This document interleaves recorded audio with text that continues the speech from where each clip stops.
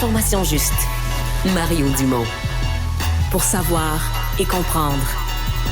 Cube Radio.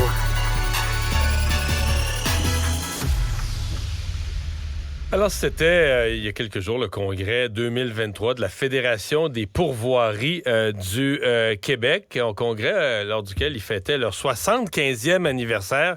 Dominique Dugré, PDG de la Fédération, est avec nous. Bonjour. Bonjour, M. Dumont. Oui, parce que 1948, l'arrivée des pourvoiries, c'était un peu la démocratisation de la chasse et de la pêche au Québec. Là. On va se le dire, avant ça, c'était les clubs privés, puis c'était une affaire de riches. Et progressivement, à partir de ces années-là, on a commencé à faire de la chasse et de la pêche un loisir pour tous, là. Oui, tout à fait. Ben, en fait, les premières pourvoiries, oui, il y a eu un temps où ils ont cohabité avec les clubs privés. Mais tu sais, dès la fin des années 1800, il y avait déjà des touristes, puis même des résidents du Québec qui fréquentaient les premiers outfitters. Puis c'était pas nécessairement des clubs privés. Il y en avait moins. C'était certainement des services d'hébergement, avec des services de guide. C'était peut-être un peu moins structuré. Mais c'est ça, avec les décennies qui ont avancé, ça s'est mieux structuré. En 48, je pense qu'il y avait une trentaine peut-être de pourvoiries qui étaient membres de l'Association des outfitters du Québec à ce moment-là. Puis, au fil des ans, ça a changé pour se transformer en Fédération des pourvoiries du Québec. Et oui, l'avènement des clubs privés fin des années 70 est venu donner un essor aussi au secteur. Avant de parler de votre congrès, parlons de la saison qui s'est terminée ou qui se termine, de la chasse et de la pêche, parce qu'on s'en est parlé à quelques reprises. Il y a eu les années de la pandémie, ça n'a pas été jojo, des moments où c'était fermé, à moitié ouvert, les chalets à moitié pleins, des incertitudes, des périodes où on ne pouvait pas réserver parce qu'on ne le savait pas. Est-ce qu'on a, mettons, la saison qui se termine, là, est-ce qu'on a pleinement repris les activités? M. Dumont, on s'est parlé cet été, vous et moi, en juin. Ça a été une saison, à certains égards, pire que la pandémie à cause des feux de forêt. À cause des feux, ah ouais, à ce point-là. À cause des feux, oui, tout à fait. Puis c'est pas des feux qui ont endommagé nécessairement des pourvoiries ou des territoires de pourvoiries. Il y en a eu, malheureusement. C'est vraiment catastrophique pour certains entrepreneurs qui ont perdu toutes leurs installations. On en a 4 ou 5. Mais c'est vraiment la fermeture des chemins, la fermeture du territoire, l'interdiction d'accès. Qui avait duré quoi? 3 semaines, 4 semaines? Ah, écoutez, il y a des gens qui ont été fermés 3-4 jours, il y en a qui ont été fermés 6 semaines. 6 semaines, ah ouais, jusqu'à temps que ça. Dans la haute saison, le mois de juin, puis fin mai, mois de juin, début juillet, ça fait que ça a fait très, très mal. Très, très mal.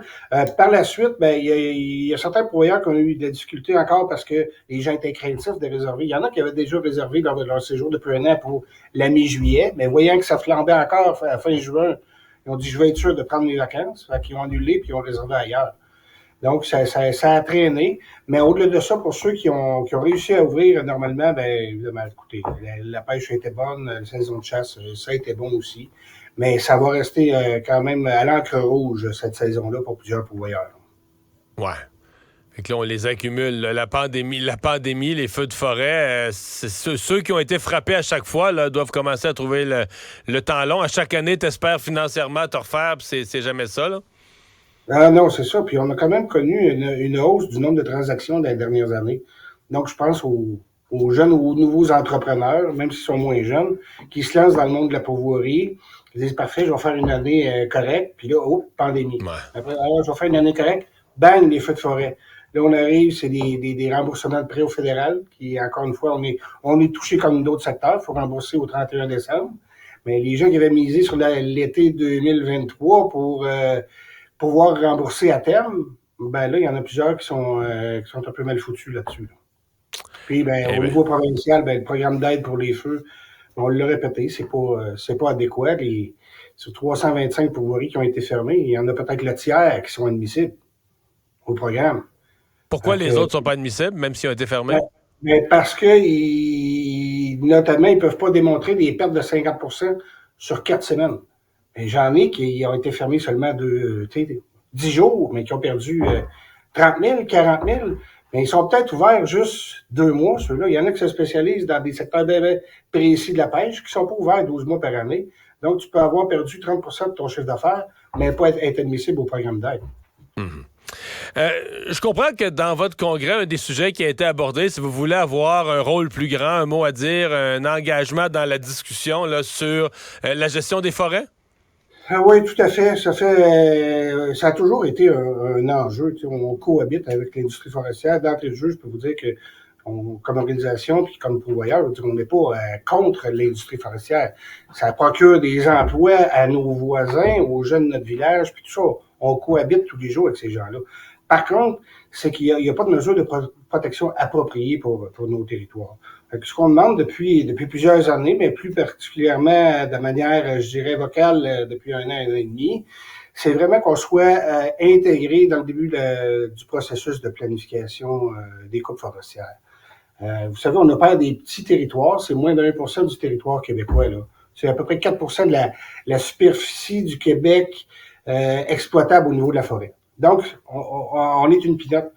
Mais il faut, ça demande peut-être un effort plus grand, justement, pour tenir compte des besoins de ces entreprises-là.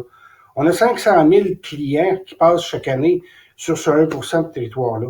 Donc, on l'utilise à fond, on maximise les retombées, on est sur le même territoire année après année, des territoires qui peuvent varier entre 10 puis 100, 125 km². Mais quand, encore aujourd'hui, après des années de discussion et de revendications, on se rend compte que l'an prochain, j'ai des pourvoiries dont le territoire est planifié pour être coupé à 70%. La même pourvoirie? La même pourvoirie. C'est planifié comme ça. Est-ce que ça va se réaliser? On va l'admettre, ça n'arrive pas tous les ans là, qu'on va couper 70% d'une pourvoirie. Mais dans c'est une pourvoirie c'est une pourvoirie qui aurait du territoire de chasse, ça, par exemple.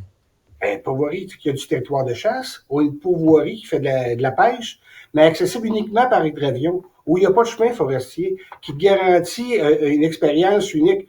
On l'a vu depuis des années, que ce soit des images de tourisme au Québec ou de n'importe qui.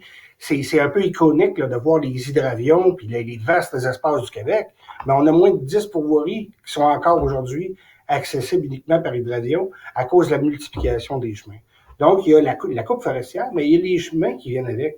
Plus tu as de chemins sur ton territoire, plus la gestion devient difficile. Il y a des questions de sécurité, il y a des questions de braconnage. Fait que c'est tout un amalgame. C'est pour ça qu'on demande, nous, d'être consultés en amont, puis pas juste d'être consultés, de participer, de s'entendre avec les forestiers. S'entendre avec eux sur la voirie forestière, ça représente une économie pour tout le monde. On doit développer 400 km de chemin sur un territoire. On peut se concentrer sur des chemins principaux que moi, comme pourvoyeur, je vais continuer d'entretenir. Dans 25 ans, 30 ans, quand vous allez revenir, vous n'aurez pas besoin de refaire des nouveaux chemins. Et dans 25-30 ans, je vais approcher 80. J'espère que je vais aller encore des pourvoiries. Je me croise les doigts, j'en rêve. Monsieur Dugré, est-ce que... dans un congrès comme ça, je pose vous poser la question de la relève. Là, naturellement, elle se pose des deux côtés. Là. Vous m'avez dit tout à l'heure, il y a eu des transactions. Donc, il y a des plus jeunes qui rachètent des pourvoiries.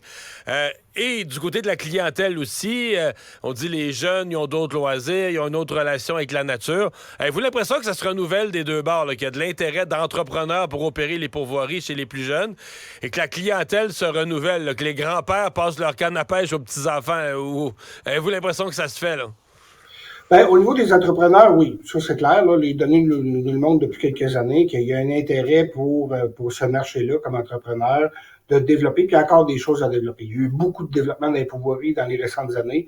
Des gens qui sont maintenant ouverts à 4 saisons, donc qui ont procédé à l'hivernisation de leur chalet pour pouvoir offrir des séjours de raquettes, de ski de fond, de pêche blanche. Il y en a qui deviennent des relais de motoneige. Donc, on se développe de plus en plus. Puis au niveau de la clientèle, ben oui, c'est sans surprise, on l'a vu durant la pandémie. C'était-tu forcé parce que les gens pouvaient plus sortir? Peut-être, mais il y a eu un engouement, là, un retour vers la nature. Nos pourvoiries, quand elles ont été ouvertes, ont été très fréquentées. Ça a été le cas pour les parcs, soit des parcs régionaux, pour les parcs provinciaux, ou même des parcs municipaux. Les gens voulaient un peu un contact avec la nature, sortir de la maison. Fait qu'il en reste encore de ça. C'est pas juste la transmission du savoir, là, pêcher ou chasser. Il y a de la nouvelle clientèle qui a découvert les territoires de pourvoirie aussi.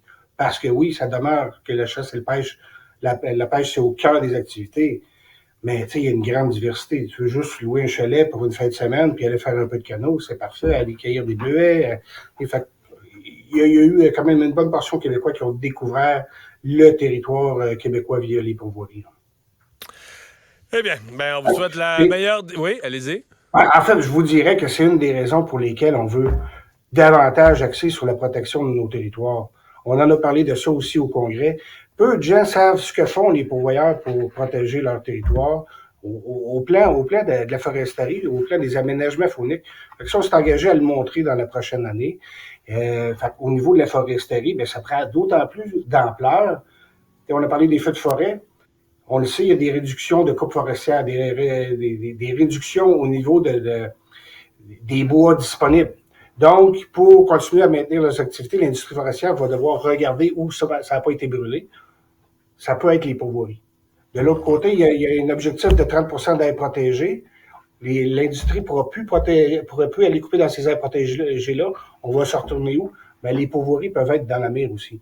C'est pour ça qu'on lance un peu un signal aujourd'hui, de dire qu'on réalise vraiment que nos territoires vont être de plus en plus convoités par l'industrie forestière. C'est le temps là de s'entendre pour assurer qu'il y ait un aménagement forestier durable de chacun des territoires de pourvoirie. M. Dugré, merci. Bonne chance. Merci beaucoup. Au revoir.